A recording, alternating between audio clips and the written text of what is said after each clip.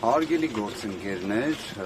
երևի թե հետևյալ կերպ արձանագրենք, որ դատարաններում այնինչ տեղի է ունենում, դատարաններում այնինչ խոսում ենք, դատարաններում այն իրավական դիրքորոշումները, որ ներկայացնում ենք,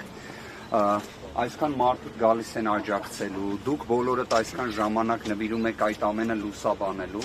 ես իսկապես ինձ մոտ հարց է առաջանում, այս ամենը ինչի համար է արվում,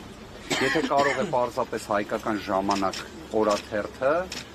երեկվա դրությամբ ժամը 18:30 ամբողջ ելքը կանխորոշի, այսինքն այդքան խրթին իրավական հարցերի, բայց մյուս կողմից այդքան պրիմիտիվ անհիմն միջնորդության պայմաններում հայկական ժամանակը ամբողջը ասի, որ կալանքը պետք է երկարաձգվի, իդեպ զարմանալիորեն նյութի տրամաբանությունը փաստացի 2 ամսվա երկարաձգման մասին էր, ու այդ նյութը ժամը 23:00-ի դրությամբ նույն կերպ պահպանված լինի, դատական նիստի ժամանակ ես եւ գործընկերներս բարձրաձայն ենք այդ նյութի մասին, դատավորը արտահայտի իր վրդովմունքը, որ իբր ում տեղն ենք դրել իրեն, ինքը ոնց թե պետքա լրատվամիջոցի կանխատեսումներով առաջնորդվի, 100-ից 100 կանխատեսումը կատարեց։ Ինչպես 2025 թվականի հունիսի 17-ին Հայաստանի Հանրապետության ամենաբարձր պաշտոն զբաղեցնող անձը ուղղակիորեն կանխորոշեց իրավապահների գործողությունը, այս դեպքում էլ հայկական ժամանակ օրաթերթը կանխորոշեց դատական գործընթացը, դատարանի որոշումը։ Ես նման բան Հայաստանի Հանրապետությունում չեմ տեսել։ 2 ամիս կալանքը միջնորդությունը կալանքը երկարաձգելու վերաբերյալ բավարարել, երբ դրանից 1 ամիս առաջ ասվում էր, որ 1 ամսով է երկարաձգվում կալանքը։ Սա պարզապես անլրջություն է։ Կներեք մի բան էլ ասեմ։ Երեկվա դրությամբ մենք ականատես եղանք, որ հեծի լիցենզիան ակնհայտ ապօրինի կերպով դադարեցվեց։ ՀՑԿՀ համապատասխան որոշման մեջ ինչ է ձևակերպվում։ Ասվում է, որ 3 ամիս ժամանակ կա, որ սեփականատիրոջ հետ բանակցեն։ 3 ամիս սեփականատիրոջ հետ բանակցեն, գնալու են Երևան կենտրոն քրեակատարողական հիմնարկում բանակցեն։ Անկեղծորեն եմ ասում, սա նման է որոշակի իմաստով ահաբեկչական գործողության։ Ահաբեկիչներն են ի վերջո պատանդ պահում մարդու։ Սա ինչ վարքագիծ է, այսինքն եթե գործընկերներ շատ հստակ ասեմ եւ ներողություն խնդրեմ ձեզանից։ Եթե մենք խոսում ենք իրավական process-ի մասին, այստեղ իրավական process չկա։ Այստեղ առաջին իսկ օրվանից իրավական process-ի նշույլ չկա։ Մենք ամեն անգամ պարզապես ելնելով նրանից, որ սա ի վերջո դատարան է կոչվում, այստեղ կա դատարանի շենք, բայց այստեղ բովանդակությունը արդարադատության կանխորոշվում է հայկական ժամանակի նյութով։ Իդեպ ես հաջորդ նիստից առաջ երևի թե խնդրելու եմ, որ գործընկերները կապ հաստատեն, փորձեն հասկանալ ինչ հրապարակում է լինելու, մենք էլ ըստ դրա մեր գործողությունները որոշենք, որովհետև իդեպ նույն հանրային ծառայությունները կարգավորող հանձնաժողովի որոշումը չկար, արդեն իսկ իշխանական լրատվամիջոցները ասում էին, որ զրկելու են լիցենզիայից։ Գործընկերները այդքան օր, այդքան ժամ ներկայացրեցին բովանդակային հակափաստարկներ։ Ինչ եղավ։ Եթե ձեզ հետաքրքիր է հիմքը, հիմք գոյություն չունի, հիմք չի կարող լինել։ Եթե ձեզ հետաքրքիր է արդյոք դատարանը տվել է համապատասխան որոշում, ոչ չի տվել։ Միաժամանակ ունենալ այն իրավիճակը, որը կար, Վճռաբեկ դատարանի որոշում, Վերաքննիչ քրեական դատարանի որոշում, միակ ձևակերպումը, որ օգտագործվեց դատարանի կողմից, որ քանի որ իրավիճակը իրավական առումով խրթին է դատարանի համար, դրա համար ինքը թող 2 ամիսը տա, դրանից հետո, որ Վճռաբեկի եւ Վերաքննիչ դատարանների իրար փաստացի հակասող որոշումներ կան։ Տնտեսական հանցագործության հնարավոր կասկած։ Չեմ կարող ասել, գործընկերներ, պատկերացում չունեմ։ Իսկ ինչի պետք է դրա վրա զարմանան գործընկերներ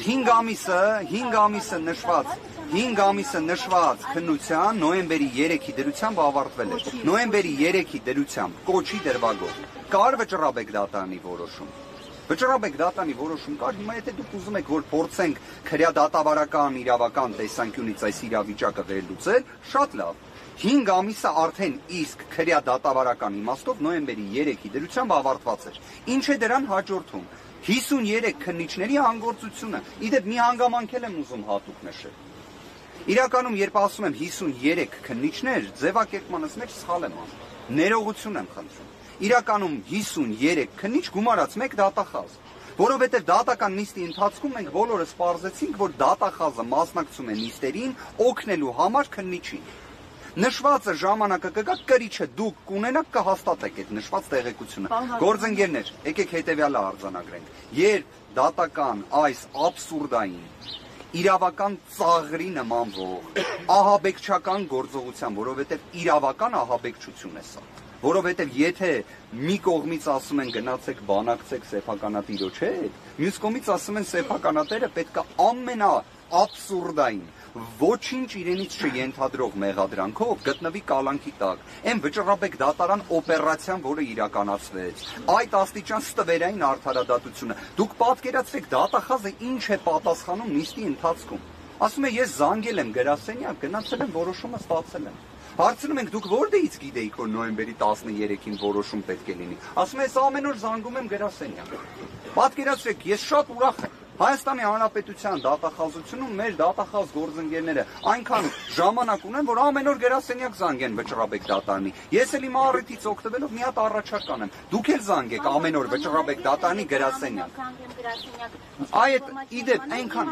հա, իդեպ մի հատ ամեն օր զանգեք դուք էլ վճռաբեկ դատարանի գրասենյակ միջդատական վարույթում գտնվող գործի դատական ակտի հրապարակման օր չիմանալու պայմաններում, որտեղ ինձ նոյեմբերի 13-ին իրազեկում են, որ նոյեմբերի 13-ին դատական ակտ է հրապարակվում, որն էլ ես ստանում եմ նոյեմբերի 14-ին, բայց դատախազը գիտի, որ նոյեմբերի 13-ին գնա գրասենյակից որոշում ստանա, այն էլ չկարողացանք պարզել, վերջը արձեռն նա ստացել թե այլ եղանակով է։ Կներեք գործընկերներ, ես ներողություն եմ խնդրում, դատական ակտը կլինի, հերթական իրավական ծաղրը այսօր արձանագրեցինք, իրականում վիրավորական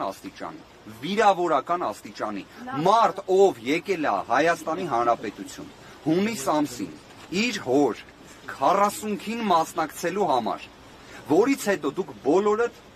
հայ առաքելական եկեղեցու հետևորդներ եք, հայ մարդիկ եք, ձեր ցավը տանեմ, երբ անձը հարազատ է կորցնում, առաջիկա նոր տարին իր մեջ խորհուրդ է պարունակում,